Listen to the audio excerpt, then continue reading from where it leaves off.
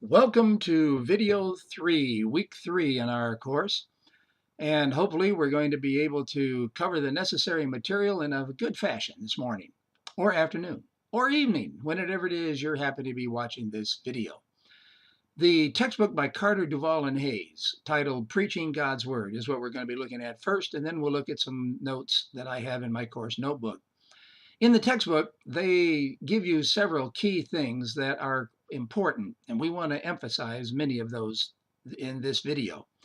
They open up in the preface by giving you a background as to how this book connects with their hermeneutics book, which is titled Grasping God's Word. If you don't have that book, and if you are looking for a comprehensive and yet easy to read, relatively speaking, book on hermeneutics, I would suggest that you purchase that. It'll make a good supplement to this text that we're using in this course. All right, in the introduction, we start out with the word I on page 15. And I don't know who the I is for sure. They do that occasionally in this book. I would be of the impression that probably it's Carter, but they don't say, and that's an issue that I think they should have remedied before this book went to press.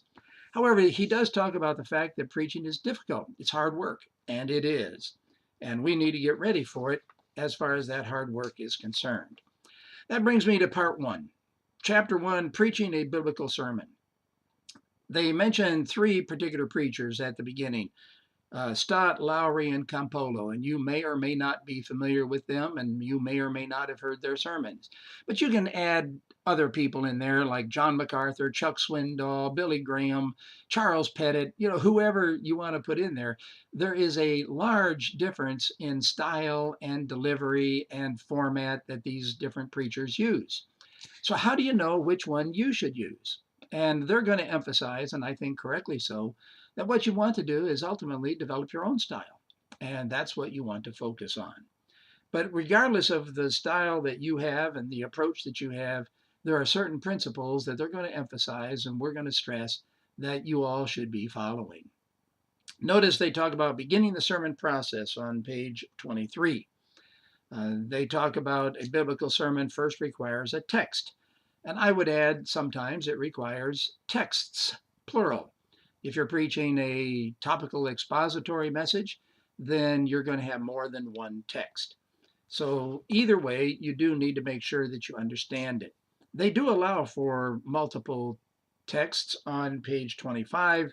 Number 3 in parentheses, book or theme series. And down a little bit later in that same page, they say the preacher still must find sections in the book to preach or passages dealing with preferred themes. So there is allowance for that kind of approach, and I think correctly so. You can read the rest of the material there. They talk about elements of the biblical sermon. For example, you need an introduction on page 27. And they don't go into that in any further detail except what you read right here in chapter 1. So pay close attention to it. It'll supplement the material that I gave you as far as my course notebook is concerned. They talk about on page 30 an important thing, one that I emphasized, and that is keep your message in the present tense. You notice about the middle of the page. Sermon points possess certain characteristics, some of which are obvious and some not. First of all, the point addresses the listening audience in a present tense manner. I mentioned don't use the name of a biblical person in your main points. Always use and don't use a present tense verb. Don't use a past tense verb, use a present tense verb. That's exactly the point they're making. They talk about application, they're going to deal with that. Make it clear, that's illustrations. They talk about the conclusion and how it concludes the entire sermon, not just the final point of your sermon. They talk about deductive versus inductive and give you some helpful information there.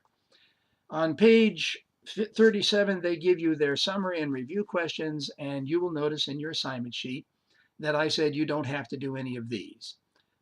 The questions that I want you to focus on are in the later, all the rest of the chapters that come after this. They review again the 10-step sermon process, and I want you to notice step 3 on page 38. Cross the principalizing bridge. You identify universal, timeless theological principles. That's what we're after. What happened to Paul? What happened to Moses? What happened to Abraham? Those are fascinating things, and those are important things, and those are critical things to understand and exegete. But we have to bring that across to today, and that requires us to use principles. That brings me to chapter 2, in which they're dealing primarily with steps 1 through 4. And again, they talk about I. Notice page 41. I have never been scuba diving. I'm told it's a blast. Well, my son would tell you it's a blast. He is a certified scuba diver. I tried. I took lessons. He and I took the lessons at exactly the same time. He got certified. He's made numerous dives. I did not get certified. I could not equalize the pressure in my head. And anytime I went below about 12 or 15 feet, the pain was excruciating. And no matter what the instructor told me to do, it didn't work. So I decided it was no fun. So for me, it was not a blast. However, if you remember my bio, I did skydive. And I did find that that was a blast. But the point is, we need to make sure that we know what's real and what's true. His illustration from scuba diving is you can know which way is up by following the bubbles. And we need to know which way is up in our interpretive journey by following the biblical data. He talks about the river of differences that disconnect us from the meaning of the original text and how we need to cross that in our interpretive journey. Grasp the text in their town. Notice on page 45, he says we need to read carefully what the passage that we're dealing with, and understand it in its original setting, its original context. That's crucial. Then, beginning on page 46, they give you a variety of things all related to hermeneutics. And I'm going to assume that you've had courses in hermeneutics and you're familiar with these terms, so we're not going to focus on them now. But again, they come back with the original context, literary and the historical, cultural, and talk about that on page 50 and 51. And those are critical things to keep in mind. All right, the kind of context, the historical, cultural, commonly referred to on page 52 as the background of the text. What was life like for the Israelites? What was life like in Jerusalem in the time of Jesus? What was life like if you had to travel like Paul? What was it? Understand that. Understand what's going on. They talk about the historical, cultural background, understanding the book and grasping all the things that are going on, the general background of the book, the author, the who wrote it, when, what were his recipients like, those kinds of things. And then they suggest that you look at Bible atlases and dictionaries, and those things can be very helpful. On page 55, I'd like to make a suggestion.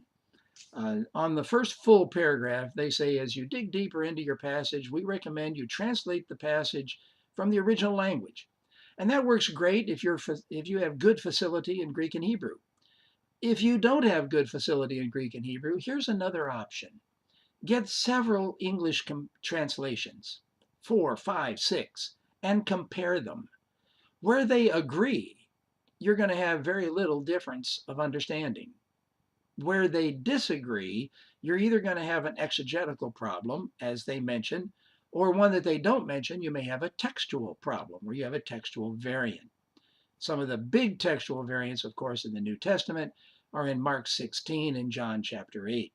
But those are issues that affect us as far as our preaching is concerned.